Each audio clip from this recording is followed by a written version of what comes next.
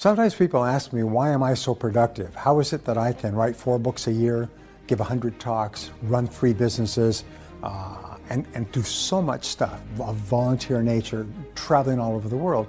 Well, the answer is my organization system. And it's interesting, they interviewed 50 presidents of fast-growing companies in Inc. magazine. And they asked them, what time management system do you use? And you know, 49 out of the 50 used a yellow pad where they write down everything before they start.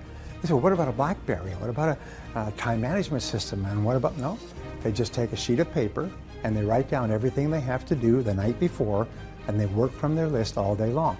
And you know, that's what I've been doing all my life. It's the most powerful time management tool of all. It's clear, it's visible, it's right there. You add new things onto it, you tick them off as you accomplish them, you roll forward the things you didn't complete to the next day. Most amazing time management system of all is a pad of paper, a pen, and you every single day.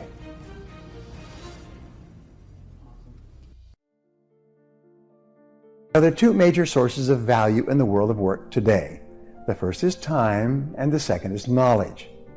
Today, time is the currency of modern business. The most important measure of time is duration, or speed. The most important quality that you can develop with regard to time is a sense of urgency. A sense of urgency is the habit of moving fast when an opportunity presents itself to you. Develop a bias for action. Fast tempo is essential to success. All successful people not only work hard, but they work fast. Now, everyone must stay focused on reducing the amount of time that it takes to get the same results. Customers will pay dearly for anyone who can reduce the time needed to get them the products and services that they want. People will pay more for someone who can satisfy their needs faster than someone else. And especially when it comes to managing your time, when it comes to looking at what you should do on a day-to-day basis, focus on results, not activities. You will always have too much to do and too little time. They say the average person has about 300 hours of projects to take care of right now. Books to read, magazines, newspapers, projects at home, work, and everything else.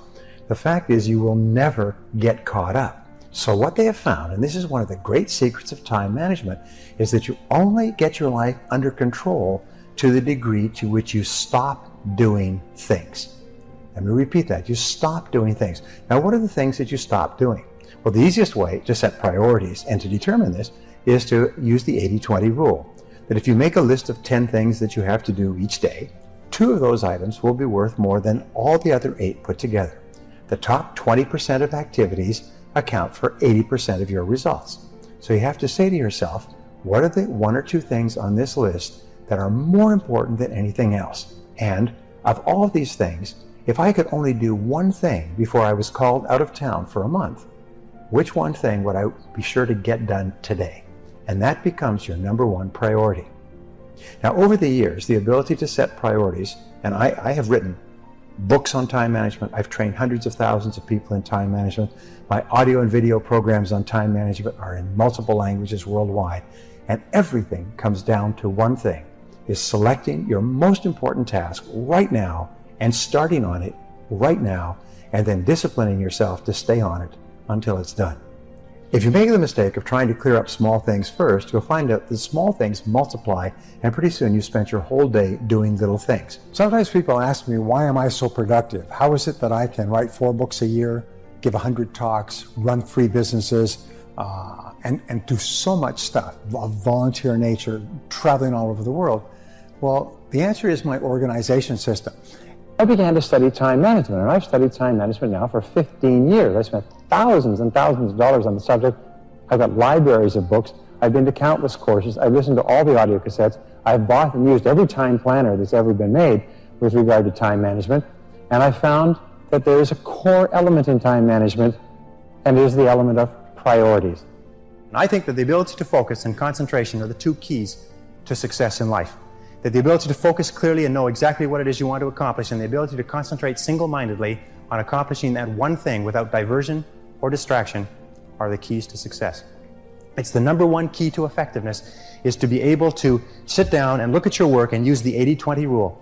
Say to yourself, Which is the 20% of the number of things that I have to do that account for 80% of the value of my work? And always work on the top 20%. You see, in life, there's never enough time to do everything, but there's always enough time to do the important things. Instead of doing what is fun and easy, which is what most people do, you know what they do? They make a list of everything they have to do, and then they start at the bottom of the list and they work on the irrelevant things. At the end of the day, they haven't got anything done. Successful people, peak performers, concentrate on the top items. And remember, anything other than working on the top items on your list is a waste of your time. And time management is not just time management is life management. You can do anything you want with your life if you'll manage your time properly. We all have the same 24 hours a day, and the ability to concentrate, to discipline yourself, to use willpower and perseverance to concentrate on one thing at a time is a quality of all success. Nothing great has ever been accomplished without the ability to concentrate single-mindedly on one thing at a time. Always concentrate on the best use of your time. There's probably no skill that's more closely correlated with success and achievement in every part of your life than the ability to manage your time well. It'll bring you to the attention of your superiors faster. It'll help you to get more done in a shorter period of time. It'll make you feel better about yourself. It'll lead to faster promotions, higher status, greater pay, and everything. Time management is essential to your health as well. Not just your productivity, but you only feel good about yourself to the degree to which you feel you're in control of your time and your life. In fact, the major reason for stress in America is a feeling of being out of control, a feeling of having too much to do and too little time to do it in. Here is my favorite time management question, which I give to you for free. It's simply this. Before you start anything, ask yourself, what is the most valuable use of my time right now? Make a list and say, what is the most valuable use of my time right now? When you get into your car, say, what is the most valuable use of my time right now? When you leave the house or leave the office, say, what is the most valuable use of my time right now? Ask yourself that question over and over and over again. Repeat it and repeat it and repeat it until it's driven into the subconscious mind as a command. And whenever you have a temptation to do something that is small and irrelevant, that command will go, blam, what is the most valuable use of your time right now? And you'll, whoo, and it'll push you into doing what is the most valuable use of your time. And whenever you're working on the most valuable use of your time, you feel great. You get concentrated effort is a source of energy and enthusiasm. It makes you feel wonderful when you're working on something important, and it makes you feel nothing when you're working on something irrelevant. Now, procrastination is not only the thief of time, it is also the thief of life.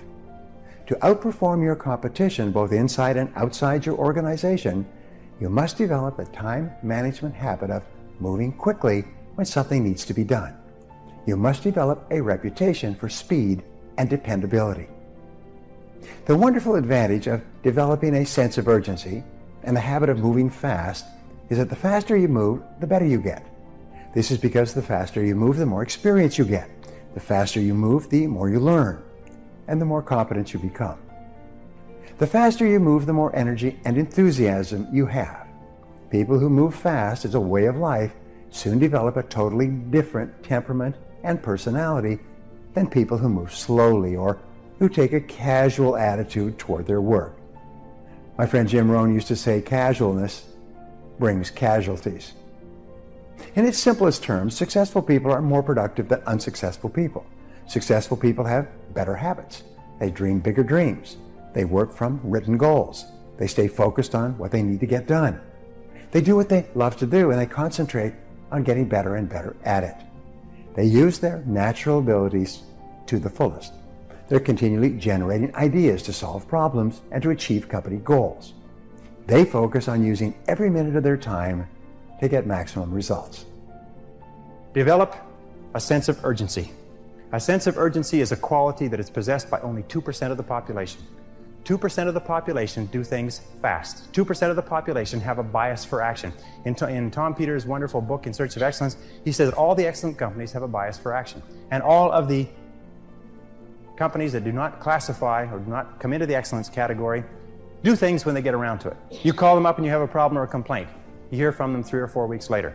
But the excellent companies, you call up with a problem or a complaint, and bang, there's somebody back to you in 2 minutes. If you ever want an experience, call IBM, call Hewlett-Packard, and say, I'm having a problem getting some information. I'm having a problem with my PC. They won't let you off the phone until they've taken care of you. You call the other companies, they'll say, it's not my job. They say, the guy who takes care of that isn't here. When will he be back? I don't know. Can you take a message? I don't have a pencil. You know, you've spoken to those people?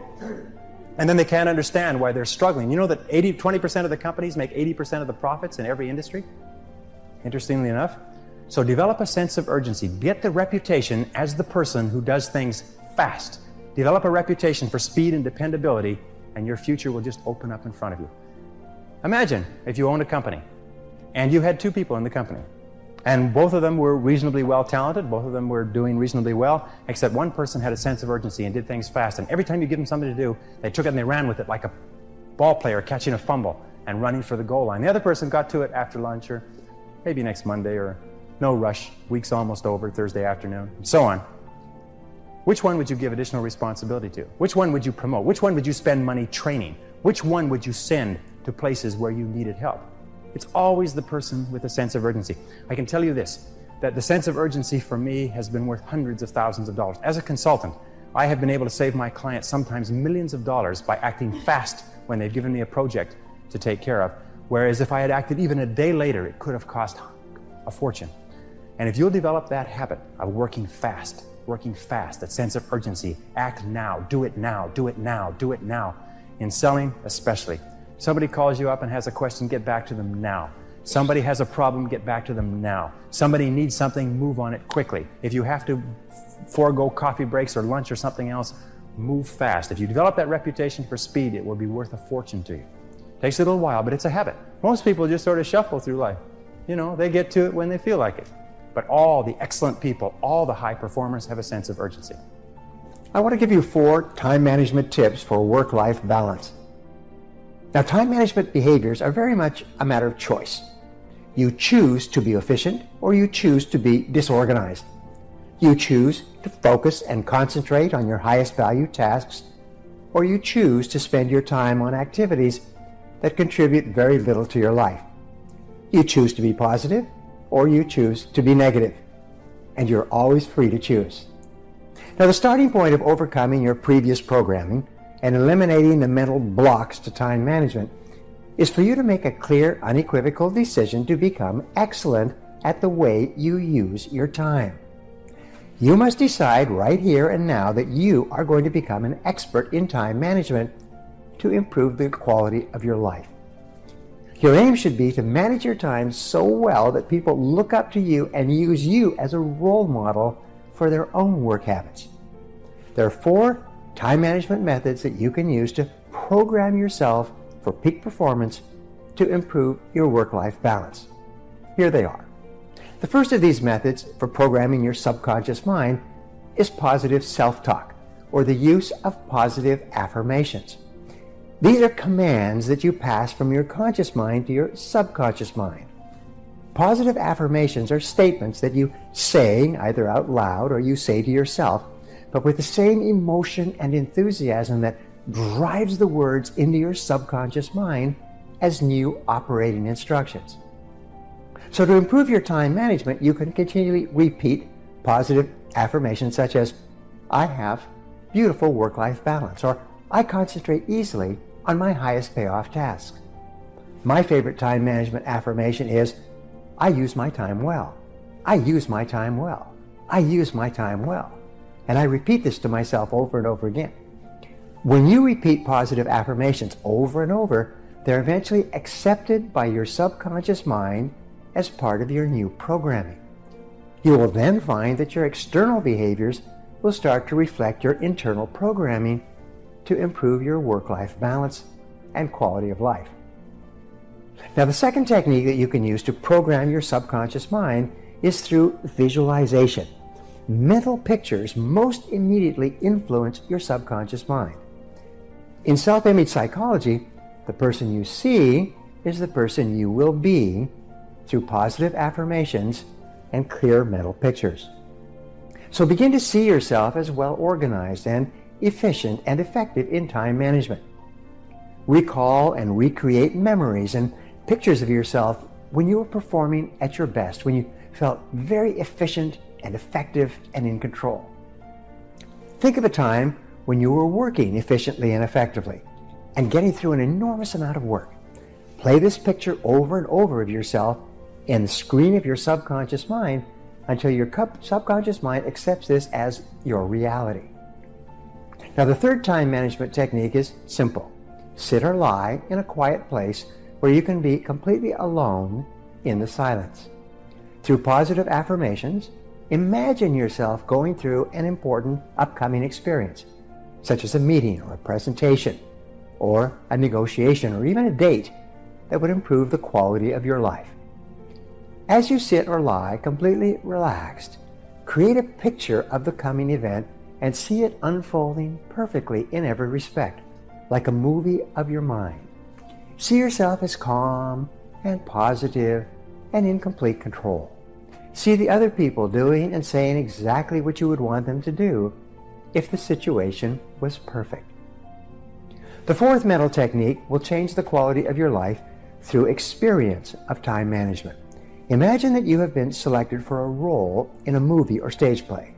In this role, you are to act the part of a person who's extremely well organized in every respect.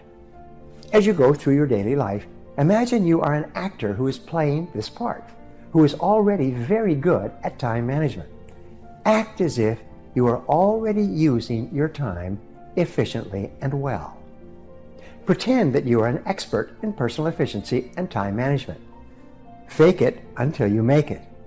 When you pretend that you are excellent in time management, eventually the action, which is under your direct control, will develop the mindset or the belief in your subconscious mind.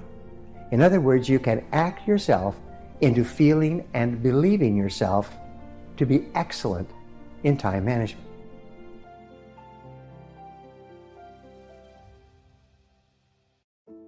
The Greeks said that moderation in all things is the key to a happy life. Moderation. Now, sometimes people say, well, I don't have time for my family. I don't have time to exercise. I don't have time for this and time for that. Whenever you find yourself getting out of sync with regard to balance, and especially when you feel that you don't have the time, is when you most need to stop and think. So here's the question to ask. What would I do if I only had 6 months to live? If you find yourself working too hard or not spending time in your relationships, not spending time with the people you care about and who care about you, then ask yourself, what would I do if I only had 6 months to live? And if what you would do is you'd spend more time with the important people in your life, the time to start spending that time is now. So what would you do if you had 6 months to live? You know, it's an old joke that doctors say is that they never met a businessman on his deathbed who said, boy, I wish I'd spent more time at the office. The fact of the matter is that balance and moderation in all things increases your productivity, increases your efficiency. And remember, the only reason you're working is so that you can enjoy the great things of life, which are your people, your relationships, the things that make you happy, and so on. Imagine that you are financially independent, that you have 20 million pounds in the bank, and simultaneously, you only have 10 years to live. You're going to enjoy superb health, but you have all the money that you need, and you have to work at something. You cannot be a layabout. So therefore, if you could work at anything, and you had all the money you needed, and you didn't want to waste any time, what career would you choose? If you could wave a magic wand and have all the talent and skill that you need to be successful in any field, what field would you choose for yourself? And then what you do is you just start to do some research on that field. Work in it part-time, work in it for free, read books and courses, talk to people who are in it. And I have spoken to literally thousands of people over the years who did that and eventually changed out of their current job, sometimes within their same company, changed out of their current job where they weren't very satisfied into a new job that they loved, and they became a star at that new job. And virtually everybody can do this. I'm going to give you a law that is my favorite law of time management, and it's called the law of three.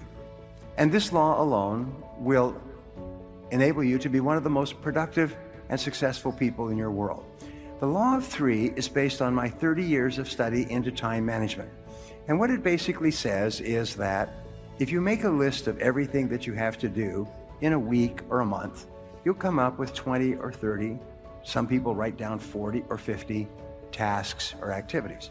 But if you look at this list, you'll find there's only 3 activities that you engage in your life that account for 90% of the value that you contribute in your life. Wherever you are in life, there's only 3 things that account for 90% of your happiness. It's only 3 things. This law of 3 works everywhere, and it works for everyone. It works if you're a doctor or an investment banker or a salesperson or a business owner or a student. Whatever, there's always 3. And so what you do is you make a list of everything you do, and then you ask 3 questions.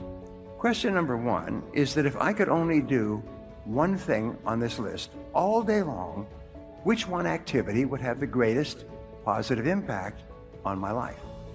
Or you could say, if I could only do one activity all day long, which one activity would help me to double my income faster than anything else? And that answer is usually pretty obvious. So you put a circle around that. And then you ask it again. If I could only do 2 things all day long, what would be the second most valuable thing that I could do? And you go through your list and you come up with number 2. And then you ask the question the 3rd time. If I could only do 3 things all day long, what would be number 3? And you circle it. Now, I put every one of my students through this exercise, and they're all astonished because in a few minutes, they see clearly that these are the 3 most important things that they do in achieving their goals of health, wealth, and happiness. And so the rule is this, is do fewer things in your daily life, but do more important things. And do them more of the time, and then get better, improve in each one of those areas. So in your life, there's 3 things that you do that are more important than everything else. And these will change over time. But you must be clear about those 3 things, and if you start working on only those 3 things, you will double your productivity, performance, and output very quickly if you can concentrate on the 3 most important things you do. Well, there's 4 requirements for you to make these techniques work for you. We call these the 4 Ds. The first D is desire. It's want. You must have a burning desire to be effective at time management.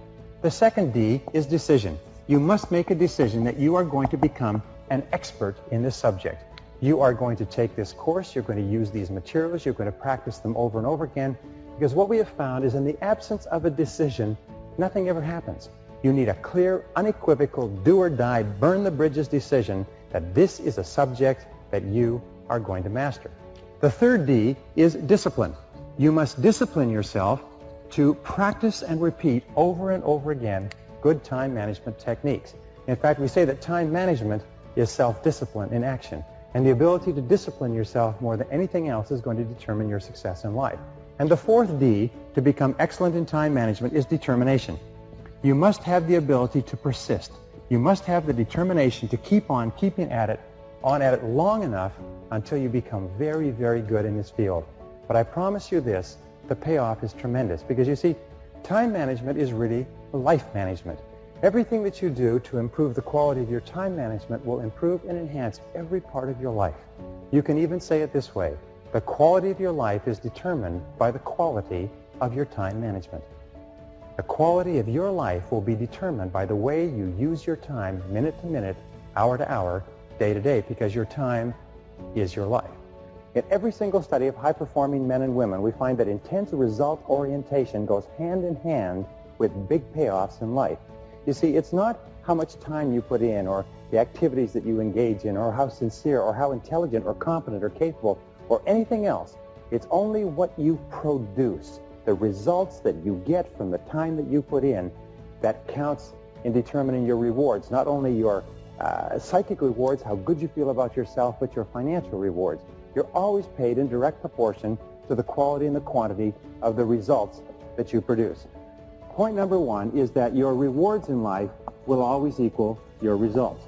As we call this the law of sowing and reaping, the law of cause and effect, that the cause of everything that happens to you is your ability to get results, and these are your rewards. If you want to increase the quality and quantity of your rewards, you have to think all the time about increasing the quality and quantity of your results. Now, the second point is this, is that most people are very unproductive. Most people could not do a full day's work if their life depended upon it. In fact, every study that I've ever seen suggests that the average person works at only 50% of capacity. In fact, in most work environments, about 30% of all the work time is spent in socializing, gossiping, wasting time, talking, chit-chatting, hanging around the water fountain, reading the newspaper, drinking coffee, and so on. What does it mean to you?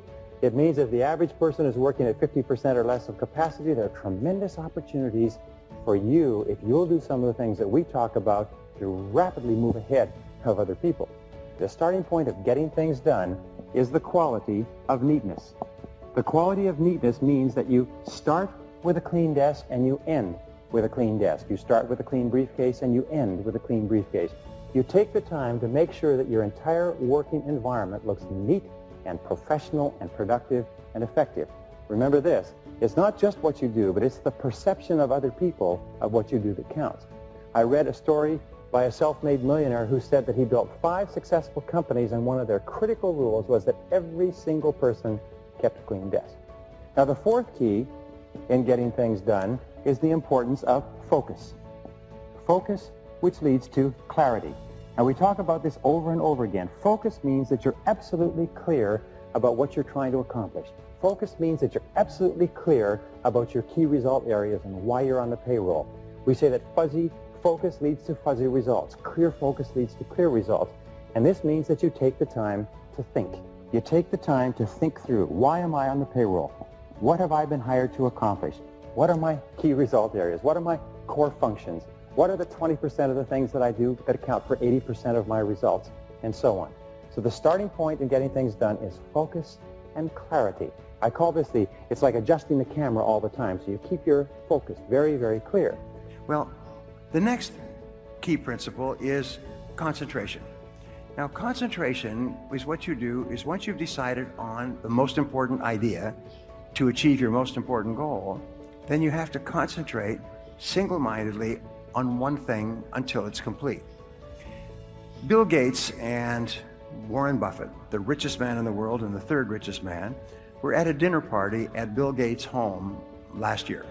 And there were about 100 guests, and they were standing around at the reception, drinking wine and so on. And these 3 men, Bill Gates, Warren Buffett, and Bill Gates' father, are good friends. And so they were standing, talking, and one of the other guests came up and said, "Excuse me, gentlemen, you are 3 of the most important people in the world. What would you say is the most important key to success today?" And they stopped talking, and they all turned, and they said, "Focus. Focus is the most important quality for success today."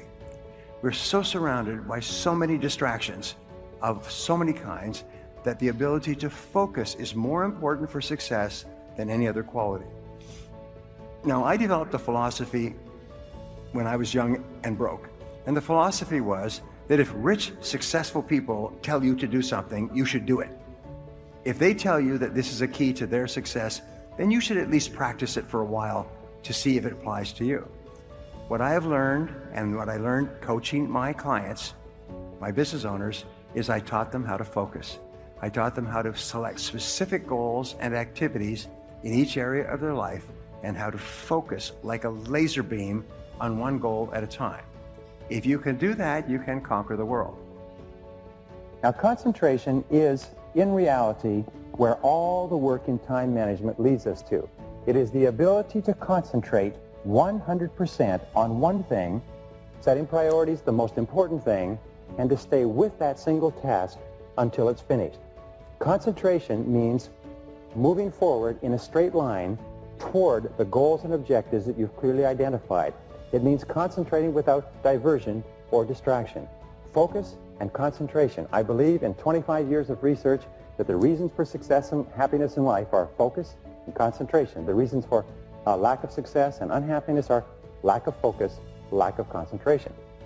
I have found the most important time management or personal productivity principle of all. And it is this, is make a list of everything you do in the morning before you start work, and then select the one item on that list that's more important than any others in terms of potential consequences, and then start on that one task and then work on it 100% of the time until it's complete.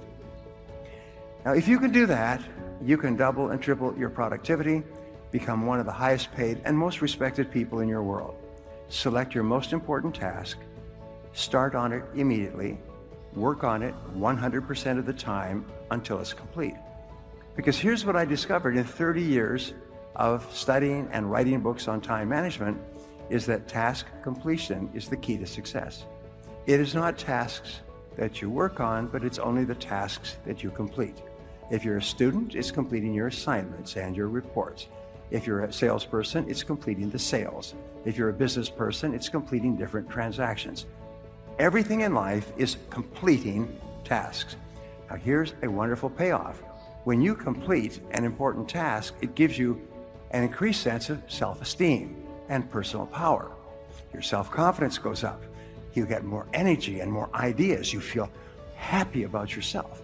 Whenever you complete a task, your brain gives you a rush of endorphins. And endorphins make you happy and more alert and more creative. They strengthen your immune system so that you're never sick. So you'll find that what successful people do is they're always starting and completing tasks. And especially they start and complete them on time. Now what does this require? It requires our old friend and enemy, self-discipline.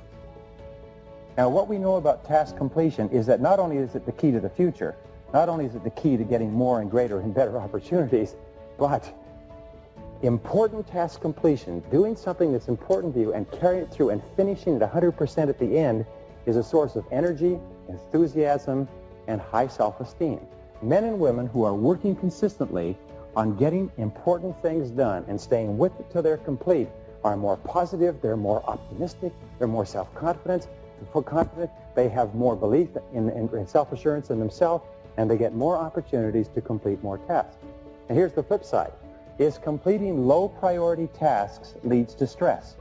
If you work and you get a lot of little things done, but they're not moving you toward the accomplishment of things that are really important to you, what happens is you just feel crummy as a result.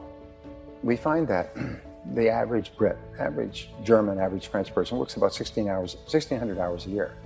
Average executive or business owner works about 2,000 hours a year. So what you do is you take your annual income and you divide it by 2,000. So let's say you're earning 100,000 pounds a year. Divided by 2,000, that means that you're earning 50 pounds an hour. This is your hourly rate over time. You can even include all your benefits and pensions and so on. But whatever it is, just let's say your hourly income is 50 pounds an hour. That means by law, the Ricardo's law, David Ricardo, the British economist, law of comparative advantage, is you don't do anything that pays less than $50 an hour. You only do things that pay you $50 an hour or more, or that people would pay you 50 quid an hour or more to do. And everything else you delegate. If there's something that someone else can do for 10 pounds an hour, you hire somebody to do that. 20 pounds an hour, 30 pounds an hour, you keep hiring people who can do things, tasks, at a lower hourly rate than yourself. Now here's the great discovery, and this again is life-changing. I call it the law of three. The law of three says that no matter how many things you do, how many tasks you do in a week or a month, and it's usually 20 or 30, 3 of those tasks account for 90% of your value. Only 3. And you make a list of all of your tasks, and I do this with my business owners, and I have them go through this, and they're astonished. And they double their income within 30 days. Because I ask them the 3 magic questions. Magic question number 1. If you could only do one thing on this list, one task on this list, all day long, which one task would have the greatest positive impact on your career? Which one task? Well, it'll usually pop, it'll jump out at you. So you put a circle around it. Then you say, if you could only do 2 things all day long, which would be number 2? And you put a circle around that. If you could only do 3 things all day long, which would be number 3? Put a circle around that. And suddenly it's almost like all these other tasks fade. Like in a camera shoot, in a movie, they fade, and those 3 tasks are sitting there, like those 3 magic tasks, and you realize, oh my God, those are my big 3. Everything else is secondary. Everything else can be done by someone else, or done later, or not done at all. And then you focus on the 3. So here's the rule for doubling your income, and doubling it again, and doubling it again. Do fewer things, but do more important things, and do them more often, and get better at them. Repeat. Do fewer things, the big 3. Do more important things. Do more of them. Spend more of your day working on those 3 tasks, and then get better at those tasks, so you can get more of them done faster at a higher level of quality. If you will practice the law of 3, you'll transform your life. If you combine that with the eat the frog and work on your most important task, the one that can contribute the most value, and you can do that until it becomes a habit, just automatic. You get up in the morning and you just start work on your most important task, and you say, no, I don't do that. I don't do little tasks. Those are not my job. People say, what about this, what about that? I say, excuse me, I'm management, not labor. I do management tasks. I do my big three. Labor does all these other things. They go, ho. So you, person who's watching this right now, is your management, not labor. Think of yourself as management and do your three tasks. If you can do that until it becomes a habit, you're going to conquer the world. All of us, over the course of our lives, want to develop character. And character has been defined several ways. One definition I like is that character is the ability to follow through on a resolution after the enthusiasm with which the resolution was made has passed. So taking this course, by the way, you will make a lot of decisions and commitments and resolutions. The true measure of character is whether or not you have the capacity to follow through. Character, in effect, is self-discipline in action. Character is self-discipline in action. You can tell how much character you have by how willing you are to discipline yourself to make the sacrifices that are necessary in the short term to have a great life in the long term.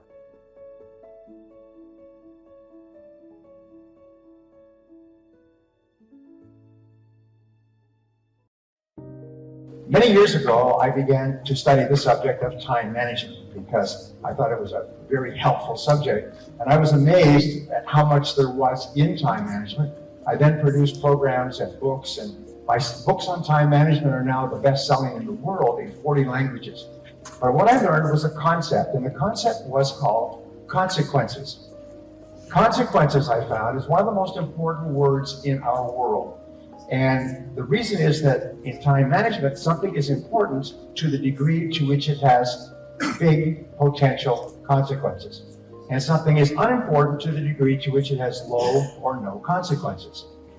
Thinking has the greatest consequences of all. In fact, if you look at people who are successful and people who are unsuccessful, successful people do things that have greater long-term consequences. And unsuccessful people do things that have low or no consequences. And thinking has the greatest consequences of all. And especially the way you think about your time and your life. And if you think more effectively, if you think more positively, if you think more constructively about yourself, your time, your life, your activities, your relationships, your work, and so on, you actually improve them all. The first thing I want to talk about is what is called the development of a personal philosophy of time. A personal philosophy of time.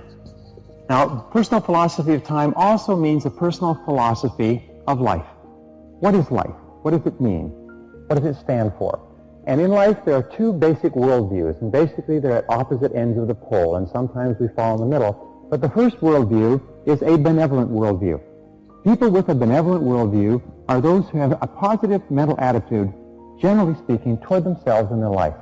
They believe in their own potential. They believe in love and life and beauty. They believe in growing to the realization of their full capabilities. They believe that life is pretty good and that they can have a major impact. They can make a contribution and do something substantial with their lives. People with a benevolent worldview are the movers and shakers and the builders of all of time. Now, the other type of people are those who have a malevolent worldview. These are people who have a negative mental attitude, if you like, and they have, first of all, a negative mental attitude toward themselves. They have a negative mental attitude toward other people, toward the world. They see injustice and oppression. They see unhappiness and misery. They see unfairness and people having a hard life. They have a tendency to be angry and to have low self-esteem, but always a malevolent worldview requires someone or something else to blame, someone or something to criticize, something to be down on. That's why you find that people with a malevolent worldview are always in contra-opposition, or if you like, in conflict with people with a benevolent worldview. In order for you to achieve your potential, remember the most important people, the most productive people, the most creative people are always those who have a benevolent, positive, constructive worldview, and that's your goal.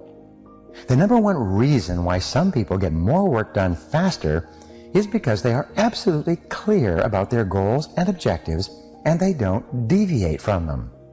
The more clear you are about what it is you want and what you have to do to achieve it, the easier it is for you to overcome procrastination, eat your frog, and get on with the completion of the task.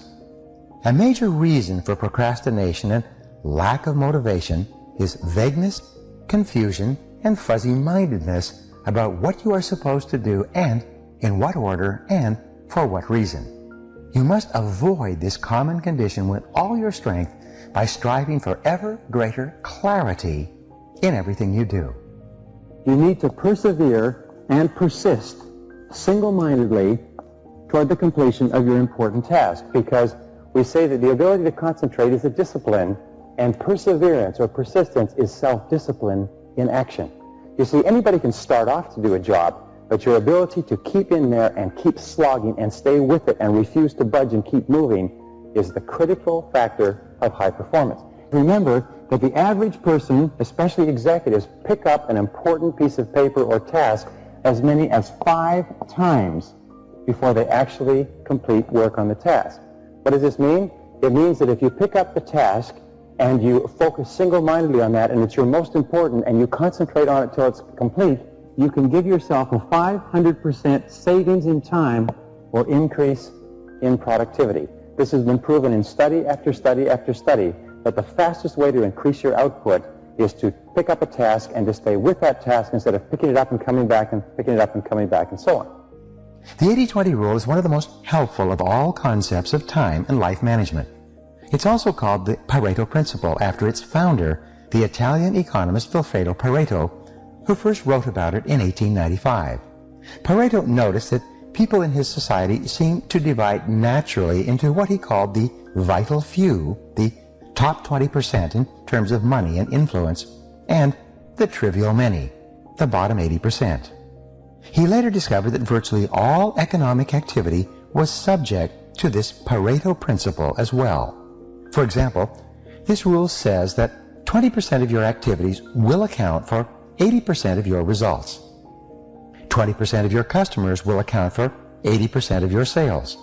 20% of your products or services will account for 80% of your profits. 20% of your tasks will account for 80% of the value of what you do, and so on.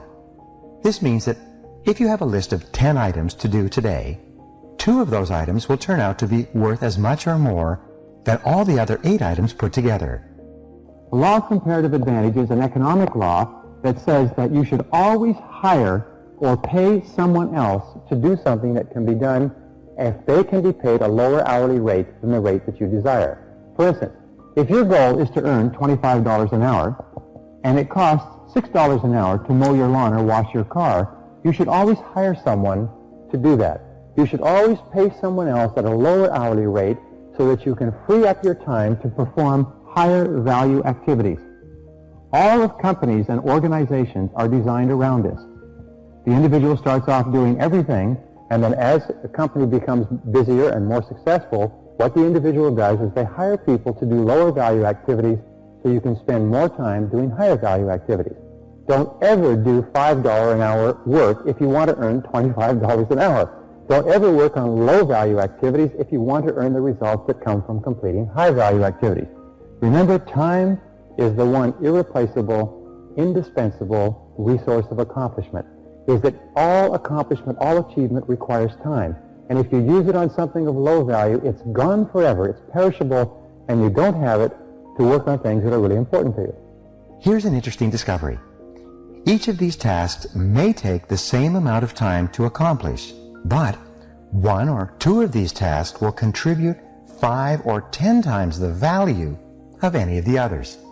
Often, one item on a list of 10 tasks that you have to do can be worth more than all the other 9 items put together. This task is invariably the frog that you should eat first. Can you guess on which items the average person is most likely to procrastinate? You're right. The sad fact is that most people procrastinate on the top 10 or 20% of items that are the most valuable and important, the vital few. They busy themselves instead with the least important 80%, the trivial many, that contribute very little to results. You often see people who appear to be busy all day long but seem to accomplish very little. This is almost always because they are working on tasks that are of low value, while they procrastinate on the 1 or 2 activities that could make a real difference to their companies and to their careers. The most valuable tasks you can do each day are often the hardest and most complex. But the payoff and rewards for completing these tasks efficiently can be tremendous. For this reason, you must adamantly refuse to work on tasks in the bottom 80% while you still have tasks in the top 20% left to be done. Before you begin work, always ask yourself, is this task in the top 20% of my activities or in the bottom 80%? And here's a rule for success.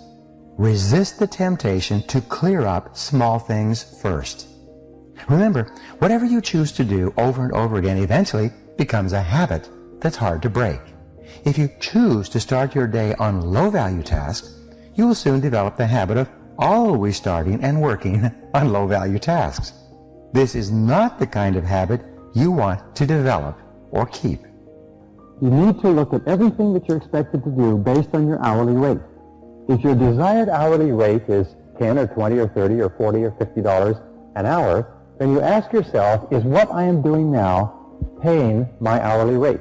Is what I'm doing now worth my hourly rate?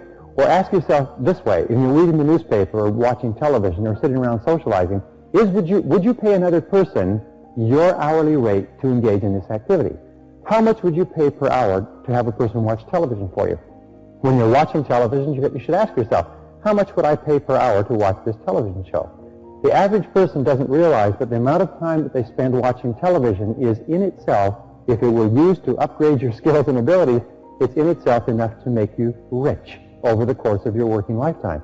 A television can cost you thousands of dollars, even tens of thousands of dollars a year, if you don't think about the fact that when you're watching television, you're not doing something that is increasing your productivity. The hardest part of any important task is getting started on it in the first place. Once you actually begin work on a valuable task, you seem to be naturally motivated to continue. A part of your mind loves to be busy working on significant tasks that can really make a difference. Your job is to feed this part of your mind continually. Just thinking about starting and finishing an important task motivates you and helps you to overcome procrastination. The fact is that the amount of time required to complete an important job is often the same as the time required to do an unimportant job. The difference is that you get a tremendous feeling of pride and satisfaction from the completion of something valuable and significant. However, when you complete a low-value task, using the same amount of time and energy, you get little or no satisfaction at all. Time management is really life management, personal management. It's really taking control of the sequence of events. Time management is control over what you do next. And you are always free to choose the task that you will do next. Your ability to choose between the important and the unimportant is the key determinant of your success in life and work. Effective, productive people discipline themselves to start on the most important task that is before them.